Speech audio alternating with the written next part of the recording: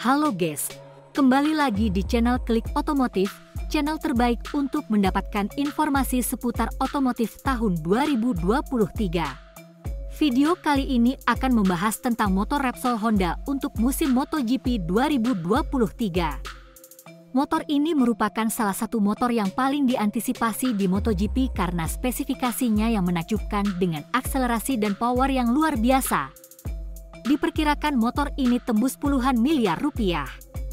Motor ini memiliki mesin V4000 cc yang mampu menghasilkan lebih dari 280 horsepower. Mesin ini didukung oleh sistem pendingin cairan dan dilengkapi dengan sistem transmisi 6 percepatan. Setiap motor Repsol Honda untuk MotoGP dibangun secara individual dan dirakit di pabrik tim. Motor ini memiliki rangka aluminium yang ringan dan kuat, serta suspensi depan dan belakang yang dapat disesuaikan. Sebelum dipakai di trek, setiap motor Repsol Honda harus diuji terlebih dahulu di dyno. Di sana, teknisi dapat memastikan bahwa mesin menghasilkan daya dan torsi yang optimal. Ketika dipakai di trek, motor ini dapat mencapai kecepatan maksimal lebih dari 350 km per jam. Motor ini memiliki sistem pengereman yang dapat diatur. Motor ini digunakan oleh tim Repsol Honda di MotoGP dan telah membantu tim memenangkan banyak balapan dan kejuaraan. Kita semua tahu bahwa Honda Repsol adalah salah satu tim MotoGP terbaik dan paling sukses dalam sejarah olahraga ini.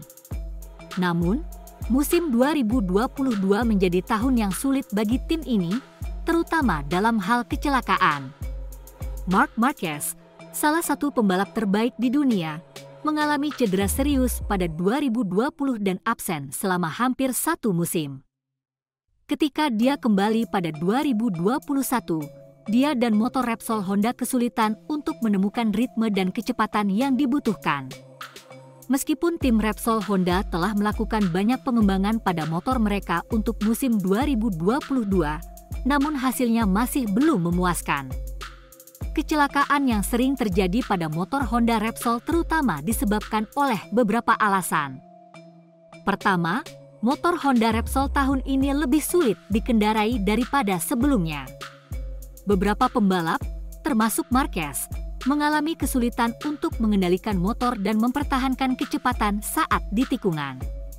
Selain itu, motor Honda Repsol terlalu agresif dan sulit untuk diatur. Motor ini cenderung melompat-lompat dan bergoyang-goyang saat melewati tikungan, yang membuatnya sulit dikendalikan oleh pembalap.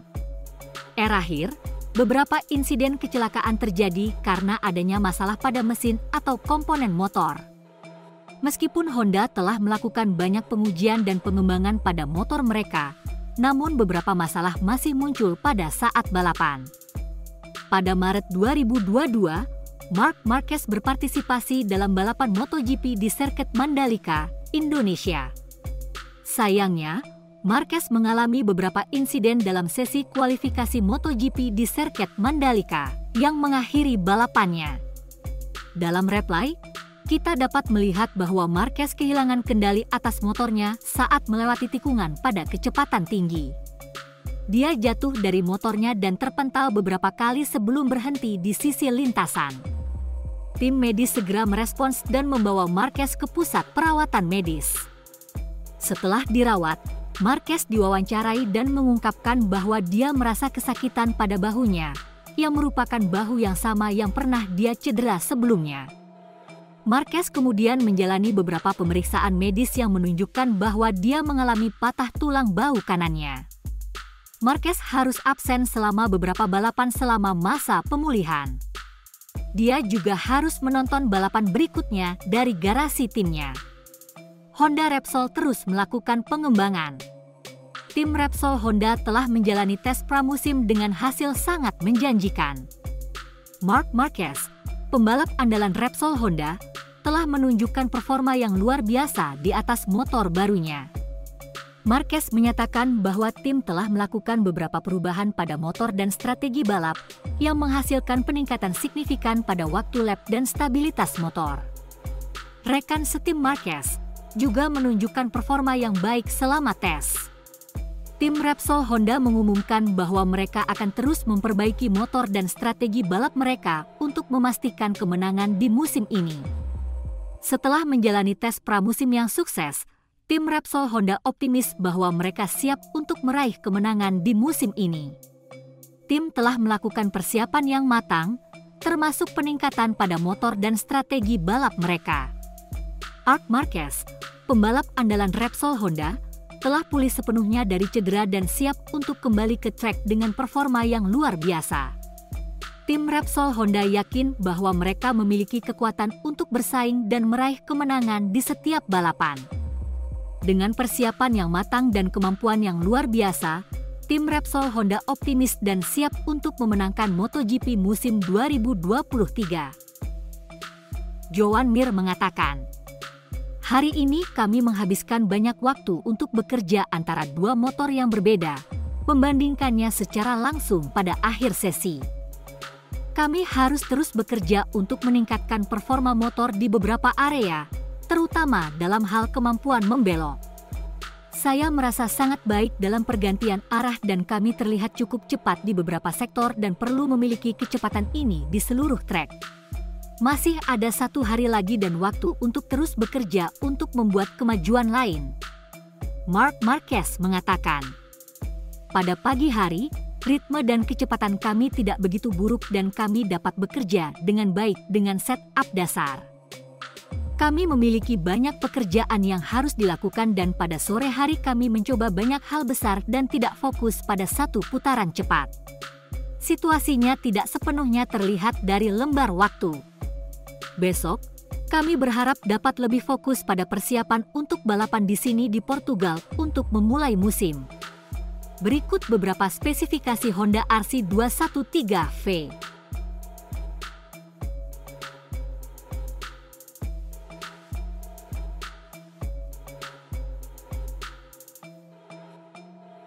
Chassis.